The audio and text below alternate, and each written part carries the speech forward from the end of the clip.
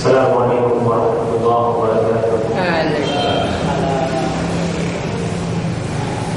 Alhamdulillahi rabbil alamin wal 'aqibatu lil muttaqin wa la 'udwana illa 'alal zalimin. Wassalatu wassalamu ala sayyidil mursalin nabiyyina Muhammad al-mab'uts rahmatan lil 'alamin wa ala alihi wa sahbihi wa man tabi'ahum wa sara ala nahjihim ila yaumiddin, amma ba'd. فإن أصدق الحديث كتاب الله وخير الهدي هدي محمد صلى الله عليه وسلم وشر الأمور محدثاتها فإن كل محدثة بدعة وكل بدعة ضلالة وكل ضلالة في النار. معاشر المسلمين, bapak-bapak, saudara-saudara yang dirahmati Allah Subhanahu wa taala, kita bersyukur kepada Allah yang telah menganugerahkan kepada kita berbagai macam nikmat-Nya, nikmat iman, nikmat Islam, serta nikmat keamanan, sehingga kita bisa menjalankan puasa bulan Ramadan kali ini dengan sedangnya. Karena kalau kita melihat di belahan dunia lain, kita mendapati saudara-saudara kita mungkin mereka tidak bisa melakukan puasa Ramadan kali ini.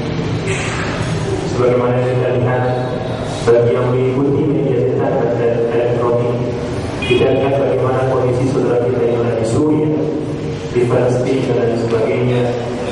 Mereka dalam keadaan perang, dalam keadaan ketakutan. Mudah-mudahan Allah Subhanahu wa taala mencurahkan rahmat-Nya kepada mereka semua dan memberikan pertolongan kepada mereka untuk melawan musuh-musuh mereka. Amin ya rabbal alamin. Kemudian salawat dan salam kita doakan kepada Allah agar selalu dicurahkan kepada Nabi Muhammad sallallahu alaihi wasallam. Mudah-mudahan dengan memperbanyak salawat kepada beliau, kita mendapatkan syafaat-Nya di akhirat kelak, yang mana pada hari itu yauma la yanfa'u malun wa la banun illa man atallaha biqalbin salim. Pada hari kiamat yang tidak bermanfaat lagi harta dan anak-anak kecuali orang yang datang kepada Allah dengan membawa hati yang selamat, hati yang penuh dengan keimanan kepada Allah Subhanahu wa taala. Bapak-bapak, saudara-saudara yang dirahmati Allah Subhanahu wa taala, Allah menyebutkan dalam sebuah ayat, yaitu dalam surah Al-Mulk, yaitu yang terdapat pada juz 29. Allah mengatakan, "Huwallazi khalaqal mauta wal hayata liyabluwakum ayyukum ahsanu amala." Maha suci Allah yang telah menciptakan kematian dan kehidupan supaya Dia mengujikannya, manakah di antara kalian yang lebih baik amalnya. Kehidupan dan kematian adalah dua hal yang tidak bisa dipisahkan dari keberadaan manusia di atas permukaan ini. Ada hidup, ada yang hidup, pasti ada yang mati. Yang dengannya Allah Subhanahu wa taala, dengan adanya dua ini, Allah menguji manusia, menguji hamba-hambanya. Siapakah di antara mereka yang lebih baik amalnya? Yang lebih baik amalnya, bukan yang lebih banyak amalnya. Yang lebih baik amalnya, bukan yang lebih banyak amalnya. Kok bisa seperti itu? Karena amal yang diterima oleh Allah Subhanahu wa taala adalah amal yang paling ikhlas dan yang paling benar. Itulah amal yang lebih baik, yang paling benar, yang paling ikhlas dan yang paling benar berdasarkan tuntunan Rasulullah sallallahu alaihi wasallam. Berapa banyak orang sibuk beribadah kepada Allah Subhanahu wa taala sedikit pun amalannya tidak diterima oleh Allah karena dia tidak ikhlas atau tidak sesuai dengan tuntunan Rasulullah SAW. Ketika Allah Subhanahu wa Ta'ala menciptakan manusia dan memunculkan dia di atas permukaan bumi, pada saat itulah ujian bermula. Allah menguji kita dengan apa? Dengan memperlakukan perintah dan larangan. Allah memberikan perintah dan larangan kepada kita, sehingga Allah melihat dan mengetahui siapakah di antara kita yang bisa dan taat kepada Allah dalam melaksanakan perintah dan meninggalkan larangan Allah Subhanahu wa Ta'ala. Dan Allah juga menciptakan syaitan yang mana bisa menghalangi kita dari jalan Allah Subhanahu wa Ta'ala. Itulah ujian kita. Ujian kita dalam kehidupan ini. Ketika Allah memberikan perintah kepada kita yang harus kita laksanakan dan memberikan larangan yang harus kita tinggalkan, kemudian kita diuji dengan adanya syaitan yang membujuk rayu kita untuk melenceng dari petunjuk Allah Subhanahu wa Ta'ala. Kemudian Allah juga menyebutkan pada ayat yang disebutkan tadi, di sana ada kematian, yang mana kematian adalah proses berpindahnya manusia seseorang dari kehidupan dunia kepada kehidupan yang kekal abadi, yaitu di akhirat. Dan pada saat itulah Allah Subhanahu wa Ta'ala membalas hamba-hambanya atas perbuatannya selama hidup di dunia. Orang yang taat kepada Allah, Allah akan memberikan ganjaran pahala yang besar dan surga adalah tempatnya.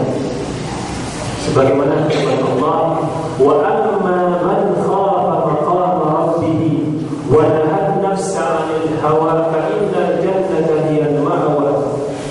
Dan adapun orang-orang yang takut akan kebesaran Rabbnya sehingga dia taat kepada Allah dan meninggalkan larangan Allah Subhanahu wa Ta'ala, wa nahaa nafsa 'anil hawa, dan mencegah dirinya, menahan dirinya dari memperburukan hawa nafsu, fa innal jannata hiyal ma'wa, maka sesungguhnya surga tempat kembalinya. Itu bagi orang yang taat. Bagi orang yang selama di dunia berhasil melewati ujian yang diberikan oleh Allah Subhanahu wa Ta'ala. Lalu orang-orang yang melenceng dari petunjuk Allah, yang selalu memperturutkan hawa nafsunya, mudah-mudahan Allah melindungi kita di hal ini. Allah memberikan sisa yang pedih dan nerakalah tempat kembalinya. Sebagaimana digambarkan oleh Allah dalam firman-Nya juga dalam surat An-Nazi'at, فَأَمَّا مَنْ طَغَى وَآثَرَ الْحَيَاةَ الدُّنْيَا فَإِنَّ الْجَحِيمَ هِيَ الْمَأْوَى.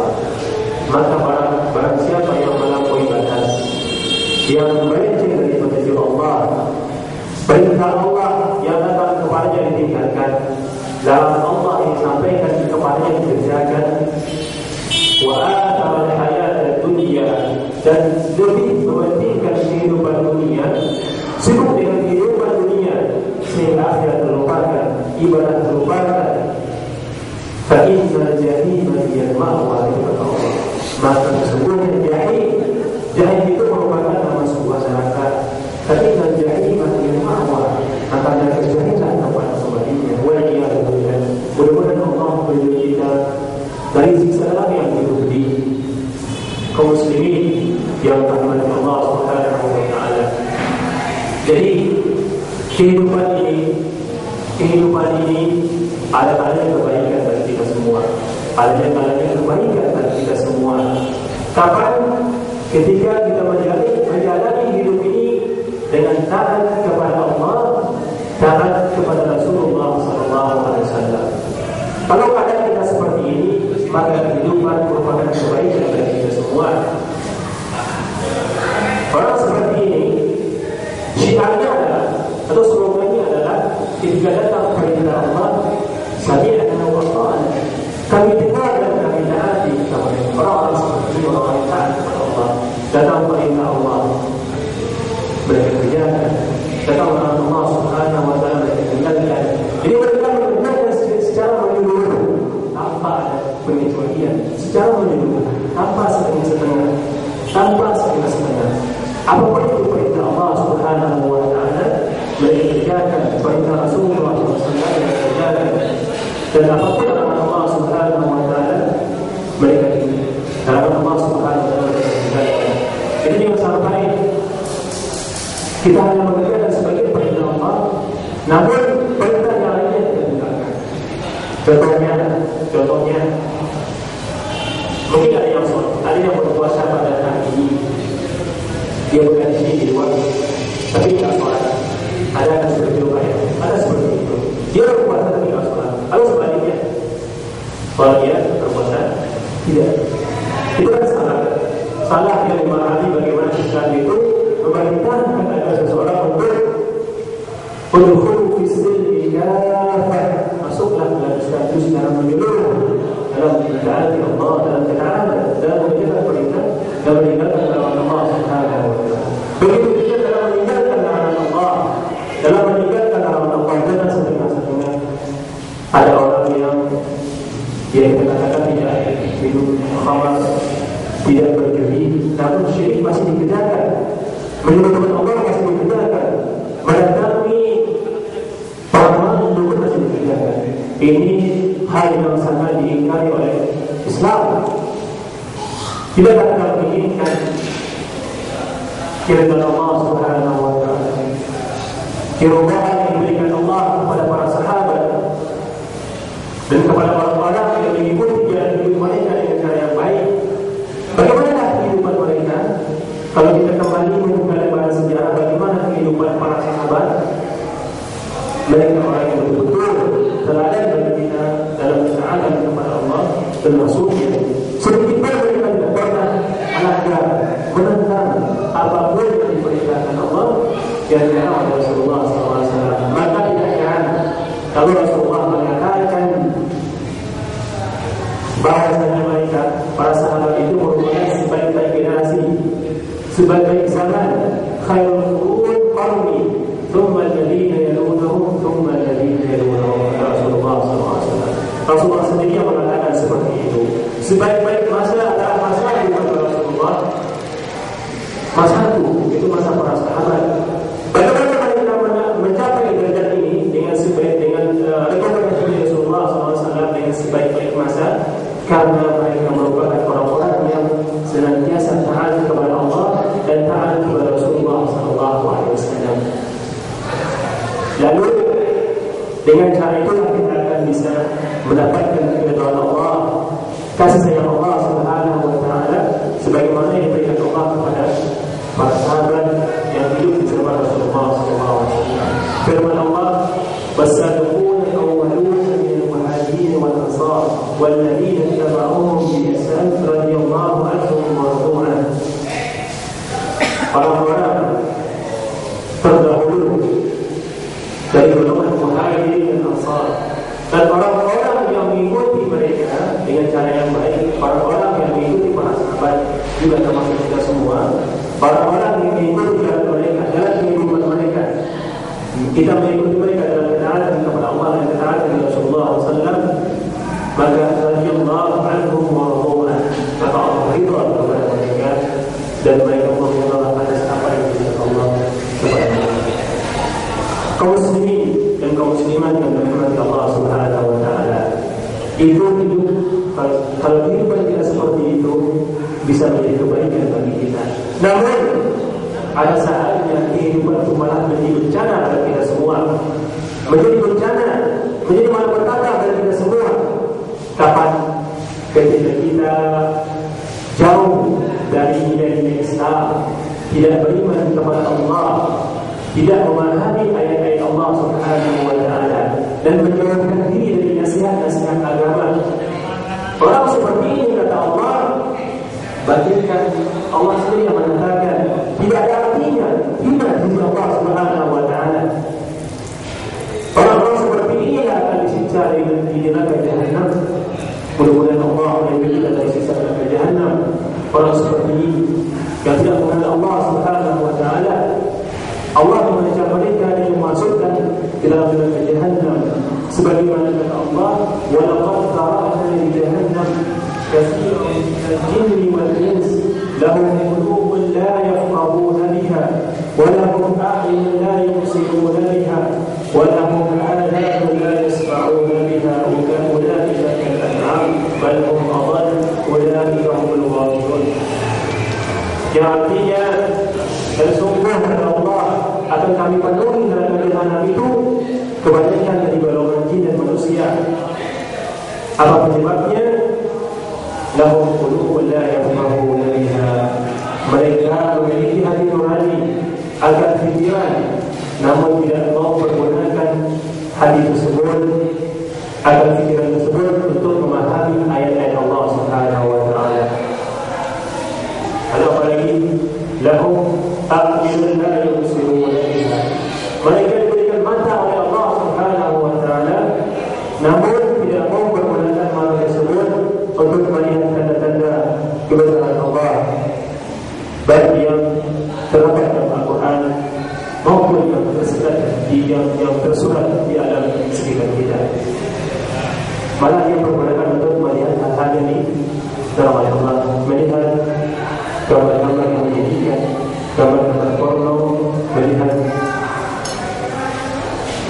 kepada yang bukan yang kepada yang tidak ada berdiri dan sebagainya. Kemudian apa? Walahum adhanun la yasma'una biha. Orang-orang yang memiliki telinga, namun tidak mau menggunakan telinga tersebut untuk mendengarkan ayat-ayat Allah, mendengarkan nasihat-nasihat agama. Ketika ada pengajian, dia berhindar. Ketika ada nasihat dari seseorang yang menyampaikan kebaikan kepadanya, dia menentang dengan keras. Orang-orang seperti ini kata Allah, mulai dikatakan Allah mengatakan seperti ini, mulai dikatakan bal hum adall. Mereka bagaikan tidak pernah apa artinya, tidak punya akal. Bal hum adall, bahkan lebih sesat lagi. Ulaika humul ghafilun, dan mereka orang-orang yang lalai kepada Allah Subhanahu wa taala.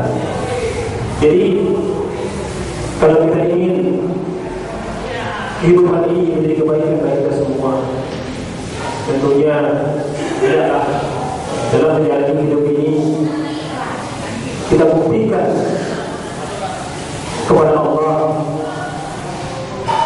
bahwasanya kita merupakan hamba yang betul-betul taat kepadanya, dan memang untuk itulah kita diberikan oleh Allah Subhanahu wa taala hanya untuk mengabdi kepadanya. Wa ma khalaqtul jinna wal insa illa liya'budun, dan tidak akan diciptakan jin dan manusia kecuali untuk mengabdi kepada Allah Subhanahu wa taala. Kemudian kaum muslimin dan kaum muslimat yang dirahmati Allah Subhanahu wa taala, di akhir kehidupan kita, kita akan menemukan yang namanya kematian. Semua pasti mati. Semua yang ada di sini, kita semua, bahwa kita semua akan suatu saat pasti akan menemukan, mendapatkan, akan datang kepadanya yang namanya kematian tanpa ada pengecualian.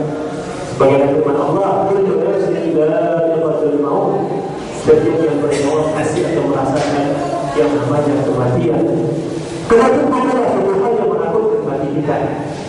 Yang menakutkan adalah ketika kita berjumpa dengan kematian tersebut, kita dalam keadaan bermaksiat kepada Allah Subhanahu wa taala. Mudah-mudahan Allah memberi kita dari keadaan tersebut. Jadi kehidupan dunia ini, keberadaan kita dalam kehidupan dunia ini bagaikan seseorang yang akan menempuh perjalanan yang sangat jauh. Sebagaimana hanya seorang yang musafir, kalau mereka mau pergi dari Medan ke Jakarta, mereka tentu mempersiapkan segala sesuatunya, apakah itu pakaian, makanan, dan lain sebagainya. Adapun kita sekarang, kita akan melakukan perjalanan abadi menuju kehidupan akhirat. Kita tidak perlu harta, tidak perlu beramalkan, tidak perlu beramalkan jabatan dan lain sebagainya. Yang kita butuhkan adalah amal kita selama hidup ini. Karena itulah sebaik-baik bekal yang kita bawa untuk menghadap Allah Subhanahu wa taala, sebagaimana kata Allah, wa tazawwadu fa inna khairaz zadi taqwa. Dan berbekallah kalian, karena sebaik-baik bekal adalah takwa kepada Allah Subhanahu wa taala. Dan bulan Ramadan kali ini merupakan momentum yang pas bagi kita semua untuk mendekatkan diri kepada Allah dan memperbanyak amal saleh yang dengannya mudah-mudahan bisa mengantar kita untuk menjadi hamba yang bertakwa di sisi Allah Subhanahu wa taala. Kita berpuasa di siang hari, menghidupkan malamnya dengan salat tarawih, memperbanyak sedekah, memperbanyak baca Al-Quran, memperbanyak istighfar dan lain sebagainya. Itu yang akan membantu kita ketika akhir kehidupan kita saat malaikat maut datang menjemput kita.